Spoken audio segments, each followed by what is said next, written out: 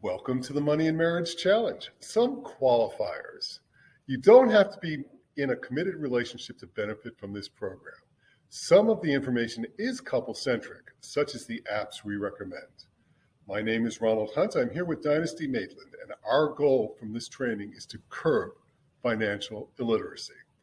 I found that 45 to 60 minutes of awesomeness is about the limit that people take action on. So we're going to keep this into small chunks. Let's start with this. It's not your fault. I learned a lot about money and power of credit when I opened a bank account at the age of 8 and put in a portion of my paper route money. Kids today don't have paper routes. The other half of the money I invested in bazooka bubblegum that I sold to my schoolmates for double retail. Rinse and repeat, and I had an awesome stereo, a record collection, college savings, and eventually car money. I suppose your generation could make that money on TikTok or YouTube. My feeling is that a basic financial education should be taught in high school, if not before, so everyone understands that student loan or credit cards, for the matter, are set up not to be paid off with just the minimum payments. When I met my wife later in life, her student loan owed almost exactly what the original loan amount was 20 years later. We paid that off in 18 months and then threw that money against other debts. Dynasty is going to talk about that in just a few minutes. What can you expect from this training? You can learn to communicate better around money issues. As many of you know, money is the largest of the 4 fights every couple has. Take my 2x2 challenge to learn how to communicate about the others. By setting up guidelines of best practices, you will have the language and ability to set, meet, and exceed your financial goals. Do you have something to add, Dynasty? No, not that I can think of. I feel like you added or set a lot of scope of what this is going to be about. So fantastic. Yeah. So these are the 3 apps, and for our friends on Zoom, Mint.com, Zeta.com, and Spendy.com that we're going to recommend. And we will have a breakout session in a few minutes. If you already have a different app on your phone, fantastic. You've already started. If not, you'll be installing one of these shortly. But first, we're going to talk about income and debt, although not in that order. The second session will cover life insurance and investing basics, and our final unit will cover how to not only purchase your first or additional piece of real estate, but how to pay it off early. Without further ado, let's get down to it. I would like to introduce Dynasty Maitland, who is a wealth coach and debt reduction specialist. In order to start turning money into wealth, we have to first reduce the unnecessary debt. She will walk you through how to do that and will give you some valuable resources. Ladies and gentlemen, Dynasty Maitland. Thanks, Ron, for that introduction. I appreciate it so much. And to go a slide back when you were talking about like the fundamentals, Mint, and I think it was Zeta and Spendy, that is really your foundation, if you will, for really helping yourself get out of debt. Because the key is to really get on a budget. And like Ron was saying, understanding what comes in and what goes out so you can know what you need to allocate towards your debt. So I love mint.com. I love being able to track my spending through that app. So that is a great resource that Ron recommended for you guys. So to get into the slide that you see on the screen here, where it says debt reduction, where are we? How did we get here? And how do we get out of here? And so essentially, I'm going to be covering with you guys just a full-on overview of how to work your way out of debt.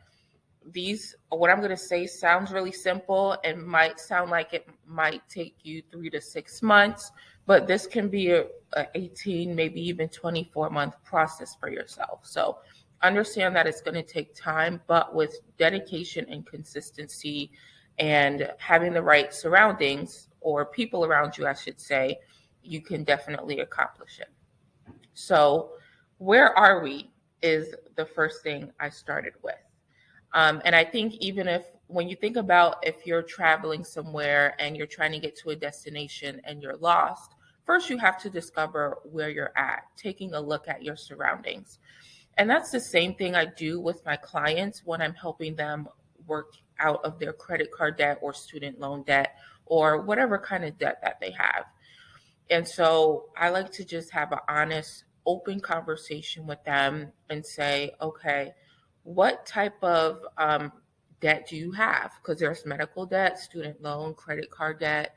I want to know the type of interest rates they have on each one of them.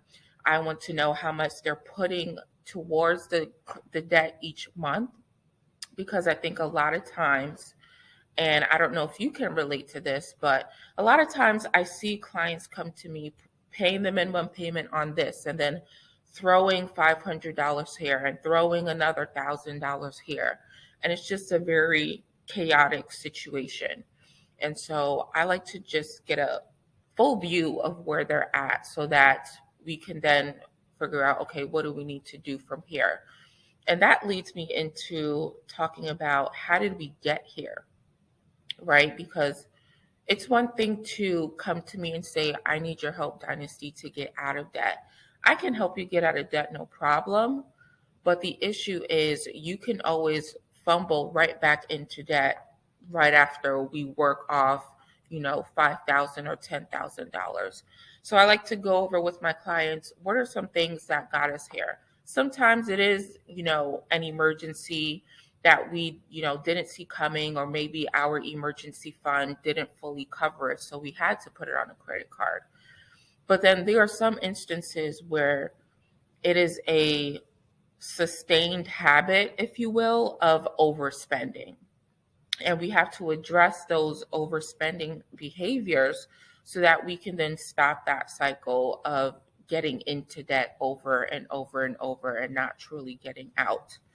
So that is what I cover in my question of how did we get here? What keeps leading us into this cycle? And then how do we get out of here? How do we get out of this cycle of, being in debt or just being in debt in general? And that really comes down to just, again, being on your budget, making sure that you are spending what's appropriate each month, eating out or groceries or on your monthly bills, and then allocating a specific amount towards your debt. So, for example, with my clients, I will tell them, put $462 toward this debt each month. And let's say it's, a Chase credit card, and they also have a Citi credit card.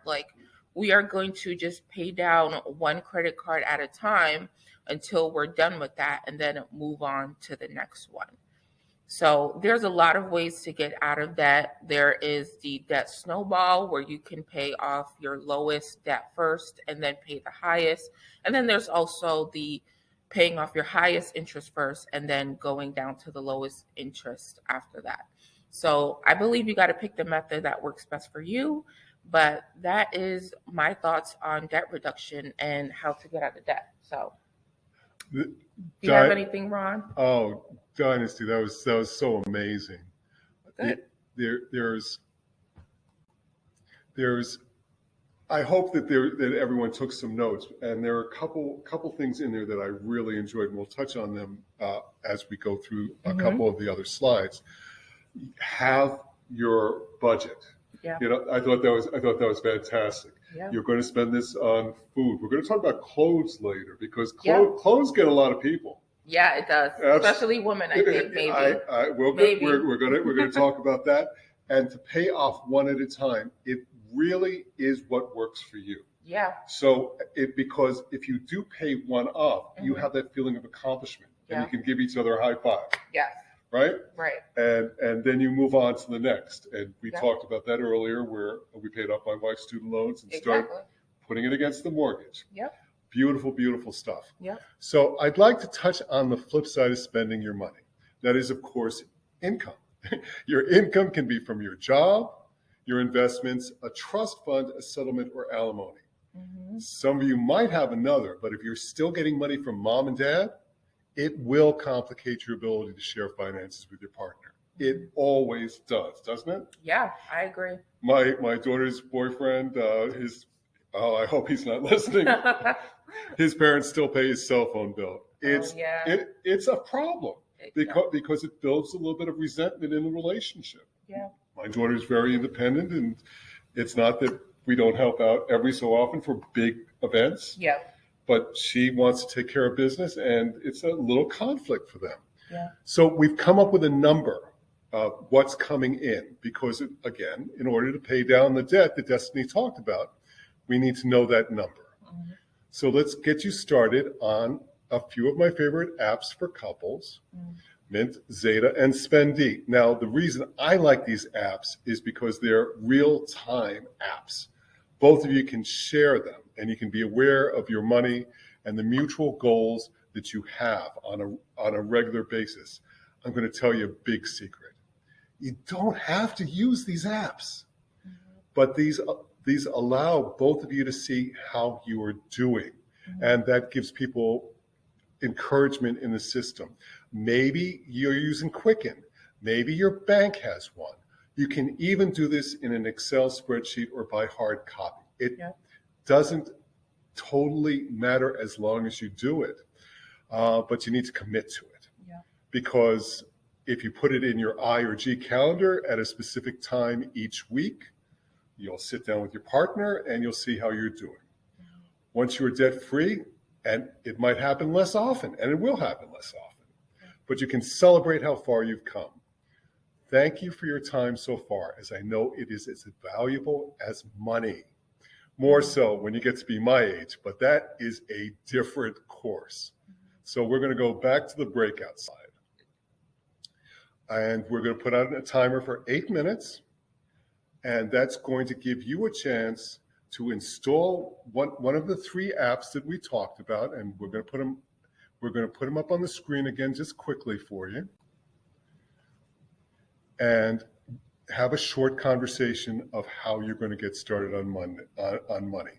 We will see you all in 8 minutes.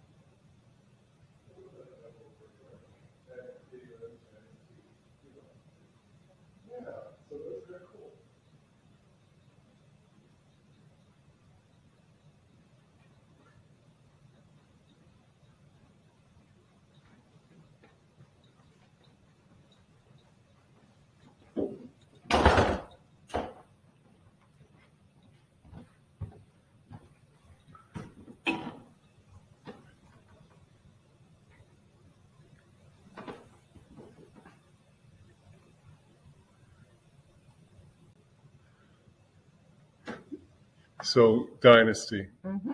I hope everyone had a chance to have a couple minutes there, install the app, and start talking about money. Because getting started is really the hardest part, isn't it? So hard. So hard. I like to say in my coaching, Yep. you have to go from motivation to motion to momentum. Mm-hmm. And everyone's here, so they've got some motivation. They want some help. Yeah. So that's the first step. And congratulations, everybody. Right. You've taken that first step. Yeah. Now, motion, you've done something. Yep. You've installed an app on your phone. Yep. Exactly. So you're in motion. Yeah. And now if we can get to the point of paying off that first loan, Yep. you've got some momentum. And once you have momentum, you're on your way. And Dynasty can help you with that, of course. And that is a fantastic, fantastic thing. Mm-hmm. So all actions are important. But now that you are talking about the money in and the money out, will keep you both out of what I like to call jackpot situations. Interesting. Yeah, jackpot situations. This is something that my generation hasn't shared with your generation. So Okay. So I'm listening. So let me start. Maybe your mom made sure all the shoes she collected were out of boxes before Dad got home. Maybe Dad bought a big ticket item like a car without consulting your mom. Mm-hmm. Can you imagine the fights and resentment that came from that? Yep.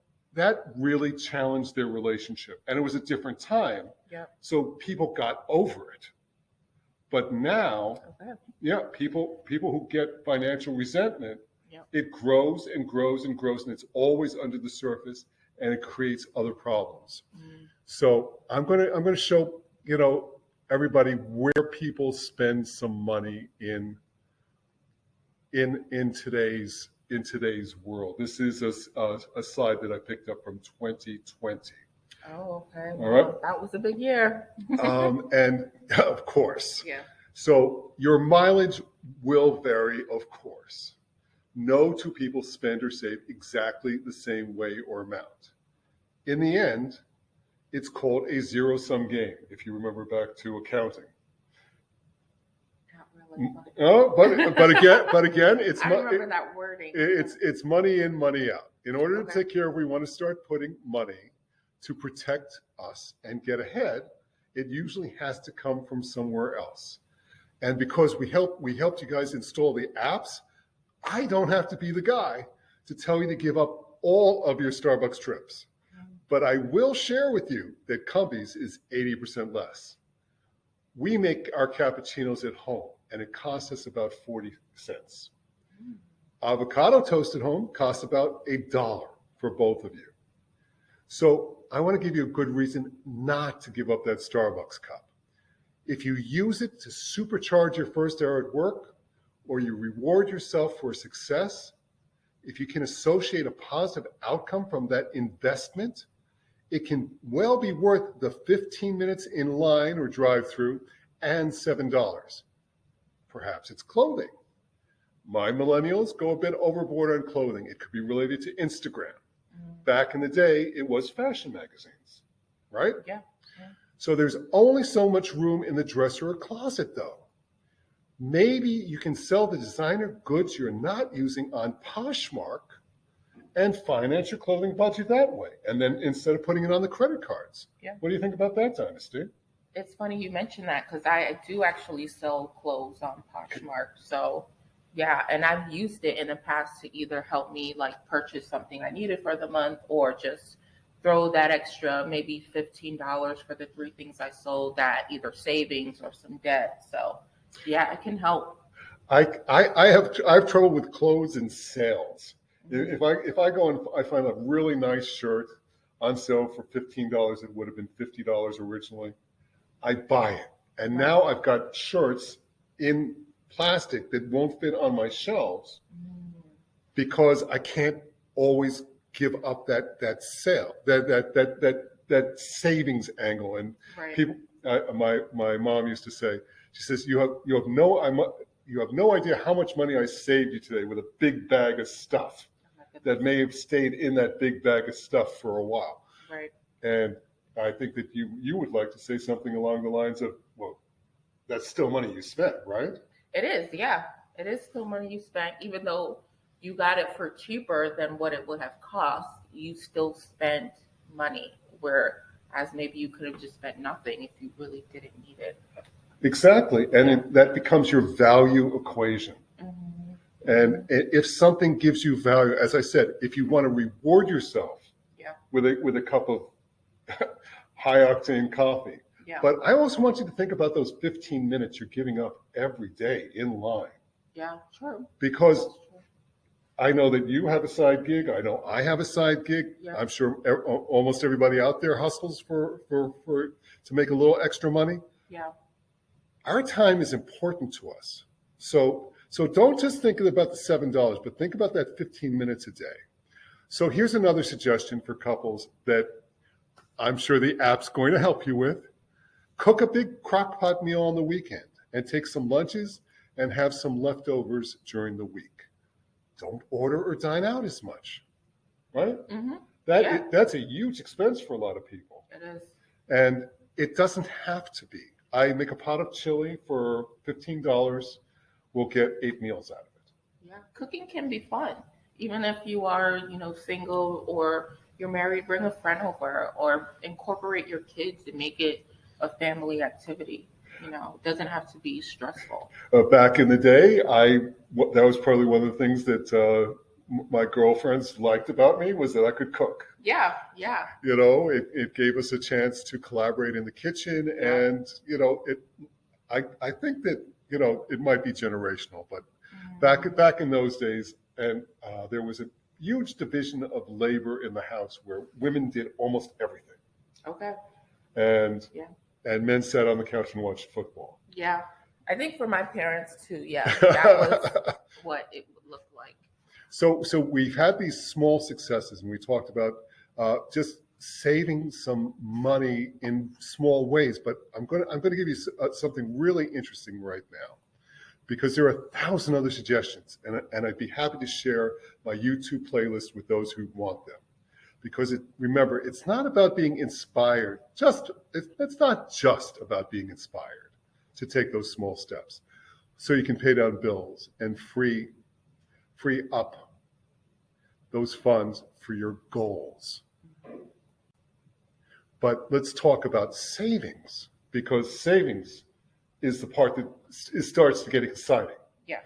Once we get out of debt, we can actually save some money and keep ourselves out of some financial jackpot situations, right? Mm-hmm. Because in case of emergency, what do most people do? They put it Either on a credit card. on a credit card. Yeah. Yep. Because they don't have emergency situations. Yeah. What is the recommended amount of emergency funding that we're supposed to have? So I always hear like 3 to 6 months Sure. of emergency fund. I was listening to something. So a lot of things have changed, like financially with COVID, like people just thinking about how can I be better with my finances so that when we have a situation like this again, I'm not getting caught. And so I've even heard some people working to save like 18 months worth of expenses, because historically, that's generally how long a recession or something like that has lasted. Exactly. About 18 months. So I've even hearing some people going beyond those 6 months now. So let's break it down though. Let's have 3 to 6 months of emergency savings. That's a good start. And we're going to talk about that in a minute. Yeah. But then it will end up being inevitable that you will have enough saved either in your house or your investments or your life insurance policy that you will have more than that. And how are you going to feel when that happens? Good. Secure, right? Yeah. Safe, secure. Safe. Yeah. Everybody needs to be safe, and people aren't safe with money right now. So this is why we are teaching here today. So here's a really cool thing. Remember, we've got the expense number from before, we've got the income number from before. So if we can reduce those expenses a little bit, our 3 month to 6 month cushion amount of money also goes down. We've supercharged it. Yeah. We get to that point quicker. Yeah. Yeah. So that is really, really, really powerful financial information that no one ever bothered to teach you. Again, we started with it's not your fault. Now that you know this, well, take it or leave it. So here's another tip for everybody. Credit unions usually give you a better deal all around than commercial banks, and also usually charge you less on loans. So the reason that that happens is that commercial banks have a CEO who's making $20 million a year. Mhm. How do you think they pay for that? I don't know, actually. That comes out of giving you less money on your savings and charging you more money on your loans. That is Wow. how they pay. I did not know that. Credit unions, they've got usually a membership board that is usually non-paid running the credit Oh. union. So 20 million, zero. Yeah. Who's going to give you the better deal? So let's talk about life insurance for just a couple minutes, and I'm going to keep it low key on life insurance. So all insurance is about transferring risk. When you get to this point of your planning, I'd be happy to offer you a free Zoom and break it down for you. Now, short version, term versus permanent insurance. If you have a group policy at work, it's term insurance. It probably will not cover your total needs, but that's okay. It's something. And it's better to have something than nothing, and until we get to a point where we have a little extra money to start investing in investments and life insurance. So term is most affordable when you're young. It goes up every single year. So you get to a point where you get to be my age, it's a lot of money each year. Mm-hmm. Yep. So if you can lock in a life insurance policy that is the same price until you for your working time and is paid off by the time you retire, that's not a bad way for a lot of people to go. That's why it's called permanent insurance. It's good until age 120, at which point the insurance company will give you all your money back. How about that? Interesting. Think of it as renting versus buying. Now, one is an expense and one is an asset. So, debt plus income plus mortgage plus education for yourself or your children. That is the common formula that we use to figure out how much insurance you should really have. So again, I'm not going to spend any time on this today, but I'm more than happy to go through the DIME method with you and protect you going forward. After all, you are promising or have promised to love each other forever. Living benefits is part of life insurance that's only been around for the last 18 years or so. And I include it as a no-cost rider on every policy that qualifies. That means if you have a critical illness, like a heart attack or a serious injury that keeps you from performing 2 of what we call the big 6 daily tasks, you can accelerate a portion of your benefits to pay those bills now.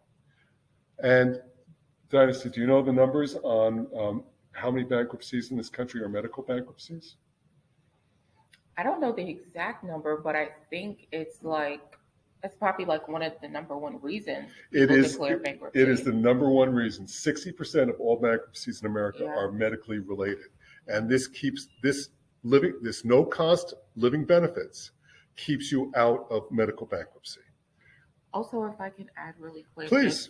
If anyone on Zoom has any questions or anything, feel free to type them in the chat, just so we know, and we can answer questions at the end. We will be answering questions at the end, so we will have to figure out where on the Zoom it is. Okay. Yeah. It's probably on the right side, on the bottom, because you've got an Apple and I've got an Android. Oh, okay. Okay, so we'll figure it out. Yeah. There we go. Let's see. It should say more. Oh, gotcha. On the right.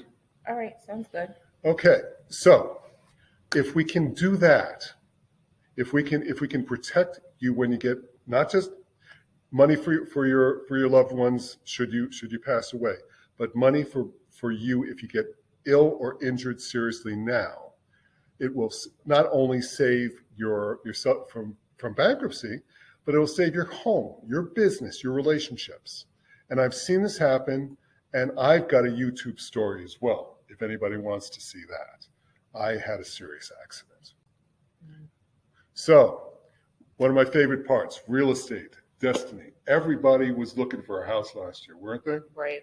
Yeah, they were. And it was not easy for a lot of people. A lot of people got frustrated. Some people overpaid for their houses, and they're a little disappointed now. They have something called buyer's remorse. Mm-hmm. So but the two ways that people actually get rich in America is real estate and owning your own business. And why is that? Real estate and owning your own business. I believe the income streams that you can bring in from those, and a real estate is a passive income. You can turn your business into a passive income as well. So Exactly. yeah. And the tax codes reward that. So, for example, the other two ways are life insurance and investing, and those are way down the list, unfortunately. But I'm sure down the line, many of you will become entrepreneurs if you have not already done so. And Google will confirm that over 90% of all millionaires come from just the first two categories, owning your own business and owning your own real estate. It has never been harder finding that first piece of real estate, though, and many first-time buyers had a hard time, as we just discussed. Mm-hmm. First suggestion, join a credit union. They keep more money in the community, and they don't have their CEOs making all that money. Again, better deals for you. Some have innovative programs that can match your down payment as well. I know that a friend of mine in Troy got matched $10,000 on his down payment from his credit union. Nice. And that got him into his first two-family house last year. And that's free money. And whenever someone gives you free money in this life, whether they're matching your 401k or matching your down payment, you should definitely go for it. Here's the next suggestion. Work with a full-time buyer's broker or realtor. They often find out about listings before they even get to the multiple listing service. Though technically illegal in New York and many other places, estimates are that many homes are sold that way. Tip 3, buy a multifamily, but absolutely take a home maintenance and landlording course first. When done properly, you should be able to decrease your housing costs significantly while you build up cash value for your future single-family home. If you like it, rinse and repeat. Back in the day, I bought 7 two-family houses in 5 years this way, and have guided many friends to increasing their net worth exactly like this. Last step, consider innovative financing. If you are up against debt-income ratios, and I'm going to want Dynasty to break this down in a second, there are private lenders, and we're going to circle back to that. Dynasty, how do banks figure out how much mortgage you qualify for? From what I know, usually analyzing like your credit score, your income, different things like that. Right. What you would pay for your mortgage and expenses as a percentage of your income. Mm-hmm. That is there's a number depending on the bank or the credit union. Credit unions tend to have a little higher score. That's between 36 and 42% for most people. Yep. So you see how earlier in the program today we had to decrease those expenses a little bit? Yep. Exactly. And increase your savings a little bit? Yep. So you're accumulating something towards a down payment. Maybe you get your credit union to match it for you. Mm-hmm. Some of the cities, if you are in Albany, Troy, some of the cities have a match program as well. Google it. Anytime you can get that free money. Now, if you're above those credit limits, there are some innovative ways that the millennials are getting into houses. And I would like you to look at Prosper, Circleback, and Lending Club, because those are really, really good ways to get into that first house. So who's excited? And who can see where you've drawn the lines from A to B to C? Dynasty and I have received a couple questions online, but if anyone wants to ask one, drop it in the chat or raise your hand. So I see a question from Emily, and Emily is asking that her future boyfriend has a lot of student loans. Okay. How should they handle that? That's a good question. So if you are in a place where you're dating someone, you guys are thinking about getting married in the future, having a wedding, I think that you guys should start implementing the same advice that we would tell a married couple. So still sit down together and do a budget together and start to get on track in that manner so that, he can see a full list of how much debt he has and she can see a full list, and then start to figure out a process that both of you guys can do to pay off your own debts separately. Because I feel like that's going to set the foundation for having a healthy financial relationship with each other. I think that's a great answer. Peter asks, he says, I make 4 times as much money as my girlfriend. Okay. How should we handle the rent? How should we handle the rent? So that's a good question. If he makes more, I think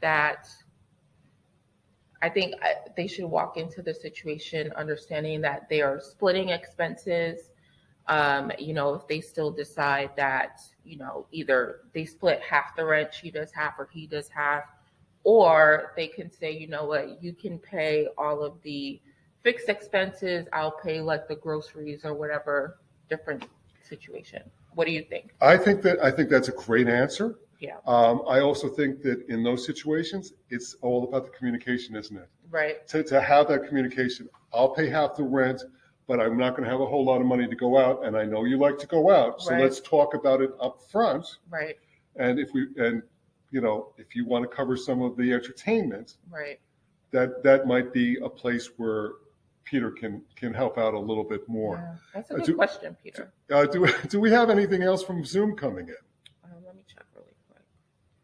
I don't see anything in the chat. Well, that is amazing, but we're going to give you all our contact information. Andrew's here. Oh, very good. Well, Okay. welcome. Thank you for coming. We're blessed to have you. So, to get a hold of me, it's ron@funnelfund.co. Leave off the M for money. Okay, and Dynasty can be reached by email at dynasty@financialcoaching@gmail.com. Mm-hmm. And we are so blessed that you joined us today, and we kept it under 45 minutes as we promised we were going to do. That was the goal. And I'm so proud of everybody for coming. And if anyone has additional questions or wants the slides, just shoot us an email and we will get them out to you. I hope everyone has a blessed weekend, a wonderful Valentine's Day. And is there anything that you need to close with? Not really. No. Thank you guys for coming on a Saturday talking about finances. I know this is not the most interesting topic. I thought we kept it interesting. Yeah, we did our best, but finances is not, money or whatever. It's not everyone's favorite topic. So just thanks for coming. Thanks for joining. Have a great day, everybody. Enjoy the week.